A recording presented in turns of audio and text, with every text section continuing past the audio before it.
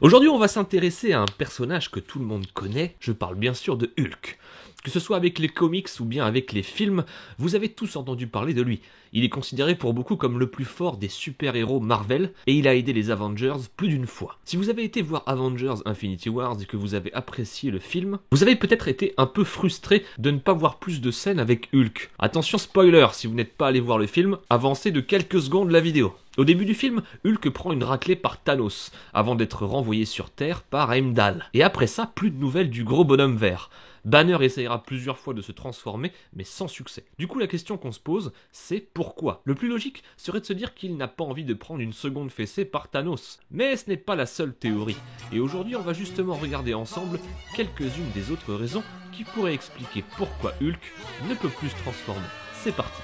Sit back, relax, let me take you on a journey where you don't need maps, just hash burning. I haven't got much sleep since last Thursday. Déjà, il faut s'intéresser un petit peu à la transformation de Hulk. Dans un des Avengers, Banner explique qu'il est tout le temps en colère, ce qui lui permet de contrôler plus ou moins cette transformation. Seulement, on ne sait pas d'où vient cette colère.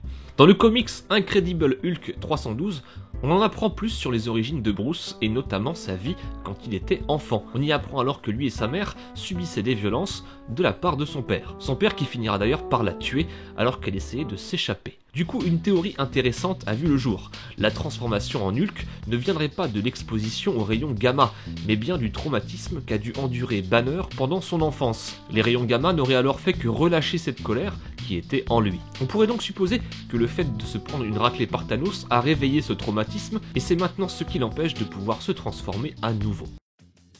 Beaucoup parlent du fait qu'Hulk est traumatisé, voire effrayé, mais on a oublié un sentiment tout aussi important, la honte. Il faut quand même souligner que jamais Hulk n'a pris une raclée aussi grosse, en tout cas dans un film. Rappelons qu'une fois transformé en Hulk, Banner a un QI d'enfant. Il n'est pas complètement rationnel et se laisse facilement dépasser par ses émotions. Tous ces facteurs pourraient conduire Hulk à réagir comme un enfant qui aurait subi une humiliation et voudrait tout simplement s'enfuir le plus loin possible. Rappelons que dans le comics, Incredible Hulk 622, Hulk défie carrément les dieux, dont Zeus. Ce dernier, plutôt confiant au début, devra au final tricher pour s'en sortir. C'est vous dire la puissance que peut avoir Hulk, en tout cas dans les comics. Du coup, se prendre une raclée en 10 secondes par Thanos, ça lui a peut-être pas plu du tout, et c'est sans doute pour ça que ce gros géant vert décidera de ne pas se transformer durant le reste du film. J'en parlais dans la vidéo précédente, comment la fin d'Avengers Infinity Wars pourrait être changée, et une théorie qu'on avait oubliée était justement celle de Hulk. S'il a eu si peu d'importance dans Infinity Wars, c'est peut-être pour mieux revenir dans Avengers 4. Rappelons que Hulk a plusieurs transformations, et que suivant son niveau d'énervement, il peut être bien plus gros mais surtout bien plus fort. Dans un des comics, il en arrive même à couper une planète en deux. On sait que Banner arrive de mieux en mieux à maîtriser Hulk, mais il est loin d'avoir encore découvert à 100% ses transformations. S'il revient très énervé dans Avengers 4, il pourrait être bien plus fort que dans les précédents films, et avoir même suffisamment de pouvoir pour peut-être renverser Thanos et changer le cours de l'histoire.